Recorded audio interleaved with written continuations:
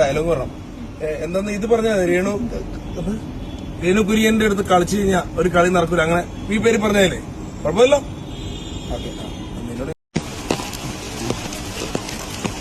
അപ്പൊ എന്താണ് ഡയലോഗ്? ലുക്മിസ് കരടി എന്നാണോ തന്നെ? ലുക്മിസ് കരടി അല്ലേ? Okay okay okay. Hello guys, എല്ലാവർക്കും പുതിയൊരു വീഡിയോയിലേക്ക് സ്വാഗതം. കാട്ടവൻ എന്നൊക്കെ പറഞ്ഞു കഴിഞ്ഞാൽ ഇതാണ് നമ്മളിപ്പോൾ കണ്ടില്ലേ. നമുക്കറിയാം, സോഷ്യൽ മീഡിയയിൽ തിളങ്ങി നിന്നിരുന്ന ഒരു താരമാണ് രേണുസുതി അല്ലേ. എനിക്ക് തോന്നുന്നു രേണുസുതിയെ പോലെ ഇത്രത്തോളം സോഷ്യൽ മീഡിയയിൽ റീച്ച് കിട്ടിയിരിക്കുന്ന വേറൊരു താരവും ഇല്ല എന്നാണ് തോന്നുന്നത്. അതിന് ഒരുപാട് കാരണങ്ങളുണ്ടല്ലേ. കാരണം ഒന്ന്, അത് കൊല്ലം സുധിയുടെ ഭാര്യയായിരുന്നു. പിന്നെ കൊല്ലം സുധി മരിച്ചതിന് ശേഷമാണ് അവരെ കൂടുതലും ആൾക്കാർ അറിയാൻ തുടങ്ങിയത്. അങ്ങനെ പല കാരണങ്ങൾ കൊണ്ടും അവർ സോഷ്യൽ മീഡിയയിൽ വൈറലായി നല്ല രീതിയിൽ റീച്ച് നേടി അവർ ബിഗ് ബോസിലൊക്കെ എത്തി. ഇപ്പോൾ നമുക്കറിയാം രേണുവിൻ്റെ അവസ്ഥ എന്താണെന്നുള്ളത് നമുക്കെല്ലാവർക്കും അറിയാവുന്നതാണ്. നമുക്കെല്ലാവർക്കും പ്രാർത്ഥന മാത്രമേ ഉള്ളൂ.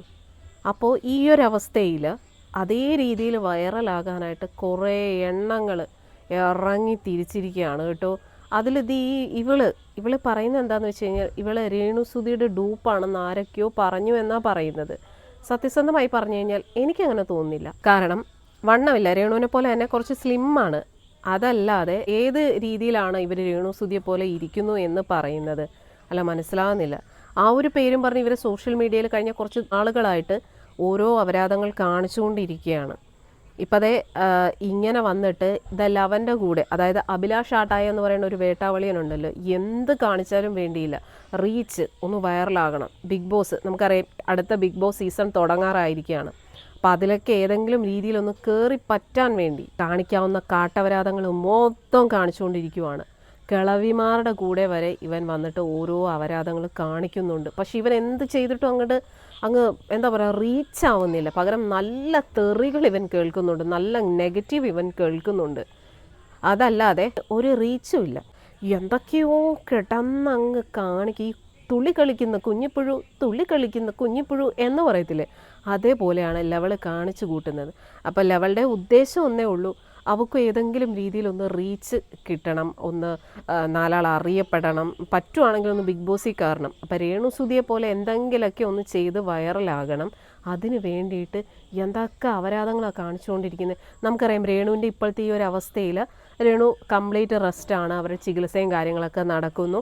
ആ ഒരു ഗ്യാപ്പിൽ അതേപോലെ വൈറലാകാൻ കുറേ എണ്ണങ്ങൾ ഇറങ്ങി തിരിച്ച്, കുറേ പെണ്ണുങ്ങളും ഉണ്ട്, കുറേ അലവലാദികളായിട്ടുള്ള ആണുങ്ങളുണ്ട്. അലൻ ജോസ് പെരേര, അഭിലാഷ് ആട്ടായം, പിന്നെ ഏതാ ഒരു പൈനാപ്പിൾ തലയൻ, അങ്ങനെ കുറേ എണ്ണങ്ങളുണ്ട്. അയ്യോ, ഇതിനെയൊക്കെ എന്താ പറയണ്ടേ. ഇതൊക്കെ റീൽസിൻ്റെയും അല്ലെങ്കിൽ ഇതുപോലെ ഓരോ ഷൂട്ടിങ്ങിൻ്റെയും ഭാഗമായിട്ട് കാണിച്ചു കൂട്ടുന്ന അപരാധങ്ങൾക്ക് കയ്യും കണക്കുമില്ല. കുറച്ച് വീഡിയോസ് നമുക്കൊന്ന് കാണാം. അത് കണ്ടിട്ട് നിങ്ങൾ തന്നെ ഒന്ന് പറയൂ. നല്ല റീൽസോ കാര്യങ്ങളൊക്കെ ആണെങ്കിൽ നമുക്ക് സപ്പോർട്ട് ചെയ്യാം. പക്ഷേ ഇത് ഒരുമാതിരി അപരാധങ്ങളാണ് കാണിച്ചുകൊണ്ടിരിക്കുക.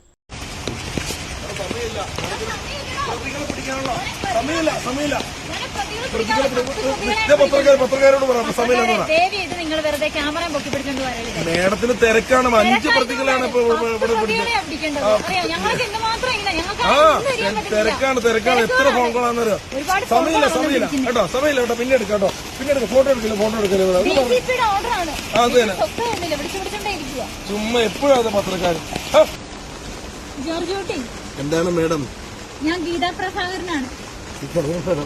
എന്റെ മോനെ നീ എവിടെയാ പിടിച്ചിട്ടിരിക്കുന്നത്? ഞാൻ കുളിച്ചിട്ട് മേഡം വീണ്ടും ചോദിച്ചോണ്ടിരിക്കുകയാണ്. മേഡത്തിന് അത്ര ഇതാണെങ്കിൽ റൂമില്ലേ, അവിടെ പോയിരുന്നു നമുക്ക് ഒരുമിച്ചിരുന്ന് മാതാം. വാ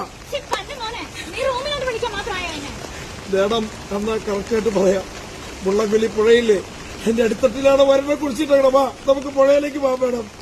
ആ പുഴ പറ്റിക്കണം മേഡം, ആ പുഴ പറ്റിക്കണം. അതിന്റെ അടിയിലാണ് വരൻ.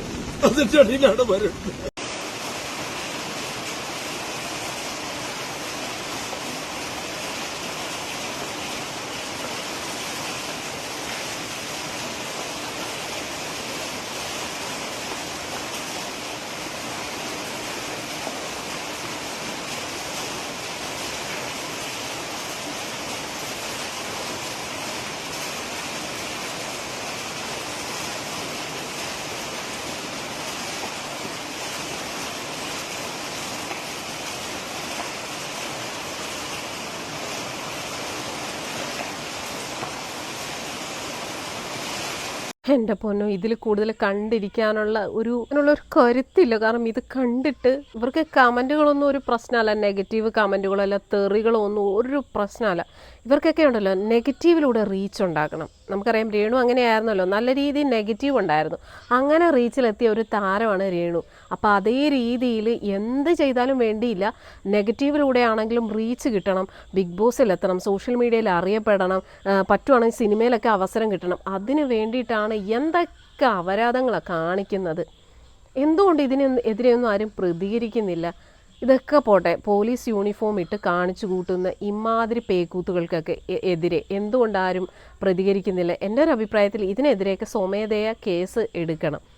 കാരണം സമൂഹത്തിൽ ഇറങ്ങിയിട്ട് റീൽസിൻ്റെ പേരിലും ഇതുപോലെ ഓരോ ഷൂട്ടിങ്ങിൻ്റെ പേരിലും ഒക്കെ പബ്ലിക്കിൽ കിടന്ന് കാണിച്ചു കൂട്ടുന്ന ഇതുപോലുള്ള പ്രഹസനങ്ങൾ അത് നിർത്തലാക്കണം, പ്രതികരിക്കണം. എന്നെക്കൊണ്ടാവുന്ന രീതിയിൽ ഞാൻ പ്രതികരിക്കുക തന്നെ ചെയ്യും. കാരണം ഇവരൊക്കെ നല്ല രീതിയിലുള്ള റീൽസുകളോ കാര്യങ്ങളോ ഒക്കെ ചെയ്യട്ടെ, അതിൽ നമുക്ക് ആർക്കും ഒരു പരാതിയില്ല അല്ലേ. പക്ഷേ ഇമാതിരി അപരാധങ്ങൾ കാണുമ്പോൾ പ്രതികരിച്ച് പോവുകയാണ്.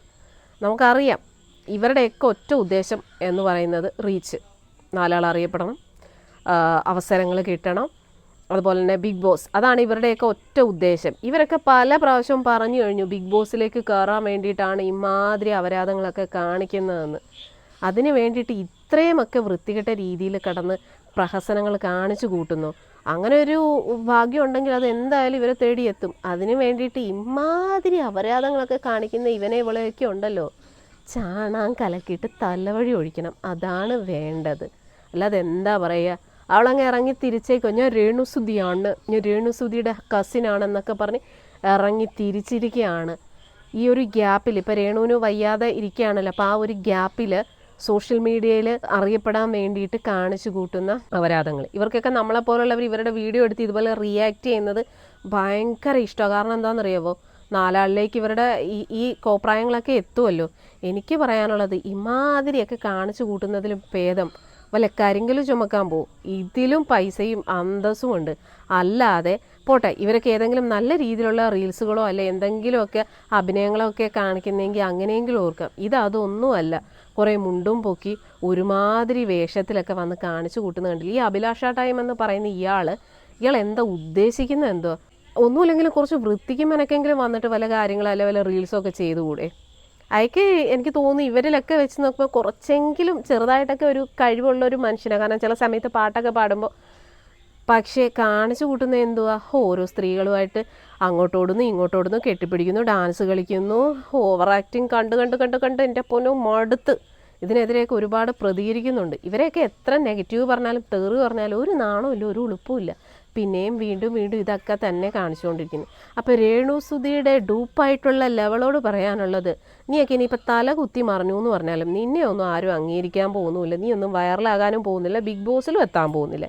ഇങ്ങനെയൊക്കെ കിടന്ന് പട്ടിഷോ കാണിച്ച് പ്രഹസനങ്ങളും കാണിച്ച് ആൾക്കാരുടെ ചീത്തയും തെറിയും കേൾക്കാമെന്നല്ലാതെ നിനക്കൊന്നും ഒരു ഇതിലുള്ള ഒരു റീച്ചോ അല്ലെങ്കിൽ ഒന്നും ഉണ്ടാകാൻ പോകുന്നില്ല. അതിനൊക്കെ കുറച്ച് എന്താ പറയുക, രേണുസുതിയെ പോലെ തലവര വേണം. രേണുവിന് അങ്ങനെ ആയിരുന്നല്ലോ, പെട്ടെന്നാണ് രേണുവിൻ്റെ തലവര മാറി സോഷ്യൽ മീഡിയയിൽ അറിയപ്പെടുന്ന ഒരു താരമായി, നെഗറ്റീവിലൂടെ റീച്ച് ഉണ്ടാക്കി ബിഗ് ബോസിലെത്തി. പിന്നീട് അങ്ങോട്ട് നല്ല ഒരു അവസരങ്ങളുടെ ഒരു കോലാഹലങ്ങൾ തന്നെയായിരുന്നു. ഇപ്പോഴേ വയ്യാത്തൊരവസ്ഥയിലാണ്. അതിൽ നിന്നൊക്കെ രോഗമുക്തി നേടി തീർച്ചയായും തിരിച്ചു വരുമെന്ന് തന്നെ പ്രതീക്ഷിക്കുന്നു. അപ്പോൾ എന്തായാലും ആ ഒരു ഗ്യാപ്പിൽ കയറി ഗോളടിക്കാൻ നിൽക്കുന്ന ഇതുപോലുള്ള ഏട്ടാവളന്മാരോടും വലിയത്തിമാരോടും പോയി പണി നോക്ക്.